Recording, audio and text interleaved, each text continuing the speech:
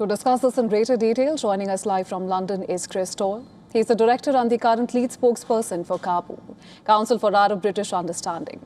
Mr. Doyle, thank you so much for joining us on the broadcast. It's always a pleasure to have you with us.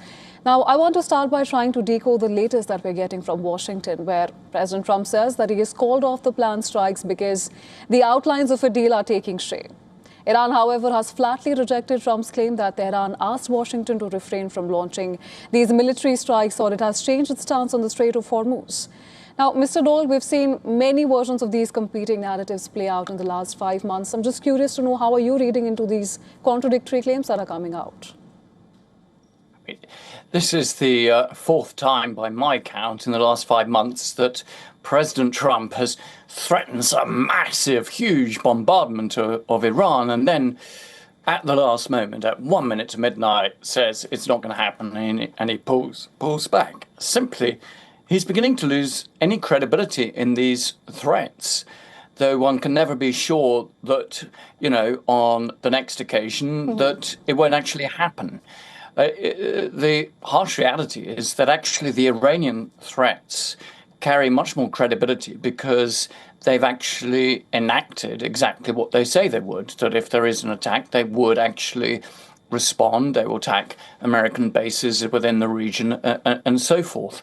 So it's really hard to assess really where we are right now because of this sort of yo-yoing, this Groundhog Day that we're all immersed in. I mean, go back to April the 7th, and the whole world was aghast, and there was huge criticism because President Trump had said he was going to sort of bomb Iran back into the Stone Age and would take out all its energy infrastructure and the like.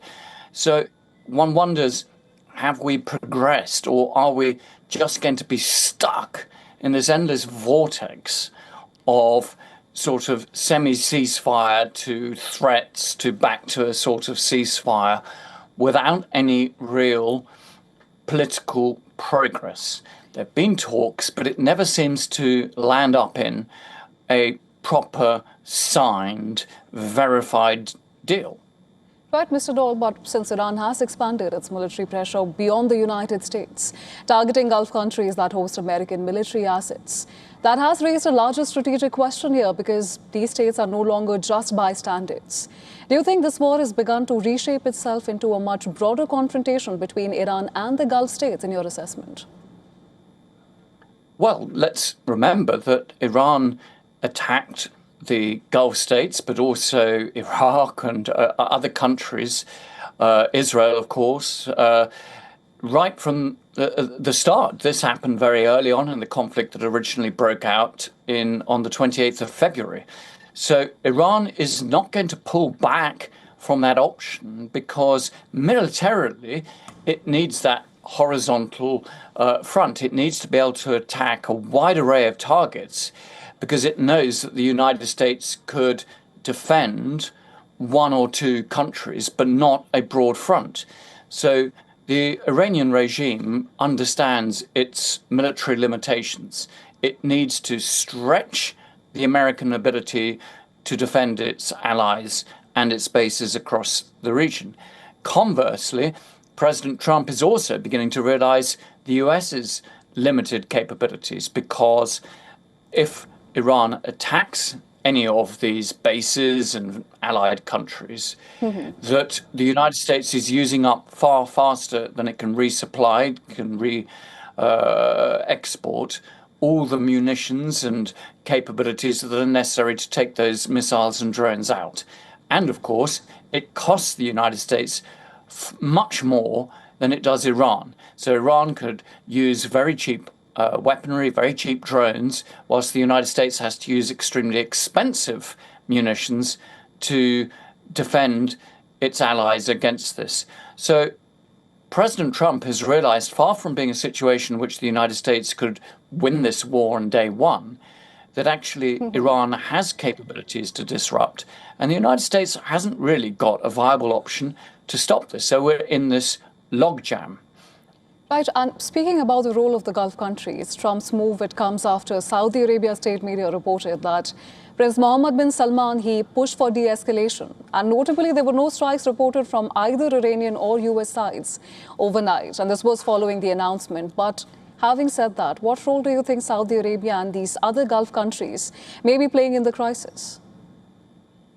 Well, I think that they don't all have the same position, but Saudi Arabia definitely is in a bind. It doesn't want to be taken for granted. It doesn't want the assumption going out that it's a soft target, that there will be no response. So hence we have seen Saudi Arabia taking action against the Houthis in Yemen recently, but also in Iraq.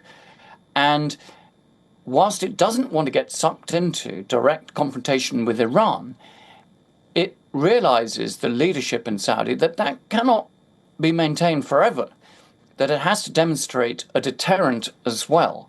The trouble is, Saudi Arabia can't defend all its oil fields, all its pipelines, all its essential critical infrastructure from an Iranian drone and missile attack. It's simply not possible. And that is really the crux of the issue. It's in the Saudi interest to get the Strait of Hormuz open, to get the end of this war. That would be the best outcome for it. But also, I think the leadership is very conscious that it also requires a political agreement that binds Iran into not being an aggressor within the region. Now, other Gulf states have differing views. So you have Oman, which has quite close relations with Iran, that has been attacked, but not severely over the last 4 or 5 months. We haven't seen attacks there recently, I think. Whereas the United Arab Emirates has been attacked right from February in a far more strident way by Iran. And there are reasons for that, arguably, perhaps because it's close relations with Israel.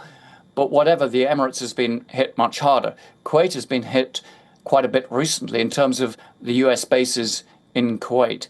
So they all have slightly differing positions, but ultimately it is in their economic and security interest that there is a proper deal, that the Strait of Hormuz gets back open, they can get their oil and gas industries up and working again and get out of this, because they've got a lot of rebuilding, they've got a lot of confidence to be regrown, to attract investment and business back to the Gulf, and that's going to take time.